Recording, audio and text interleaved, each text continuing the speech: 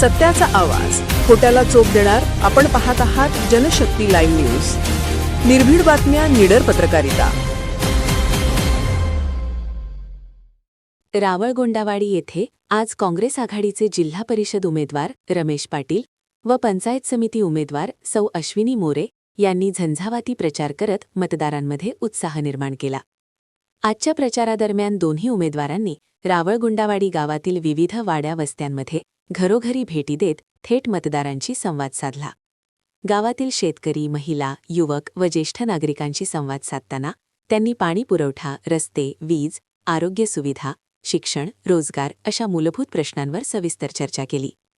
यावेळी उमेदवारांनी सांगितले की गावाचा सर्वांगीण विकास, शेतकऱ्यांचे प्रश्न सोडवणे, महिलांसाठी स्वयंरोजगाराच्या संधी निर्माण करणे आणि युवकांसाठी शिक्षण व रोजगार उपलब्ध करून देणे हेच आमचे प्रमुख ध्येय आहे. मतदारांनीही आपले प्रश्न व अपेक्षा मोकळेपणाने मांडत सकारात्मक प्रतिसाद दिला. प्रचारादरम्यान काँग्रेस आघाडीचे स्थानिक पदाधिकारी, कार्यकर्ते व समर्थक मोठ्या संख्येने उपस्थित होते. कार्यकर्त्यांनी घोषणाबाजी व संपर्क मोहिमेच्या माध्यमातून प्रचाराला वेग दिला. या झंझावाती प्रचारामुळे गावात निवडणुकीचे वातावरण तापले असून काँग्रेस आघाडीच्या उमेदवारांना चांगला प्रतिसाद मिळत असल्याचे चित्र दिसून आले.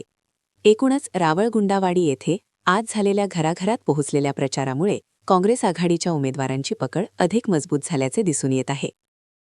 जनशक्ती लाईव्ह न्यूज चॅनलला लाईक करा, शेअर करा आणि सबस्क्राईब करा.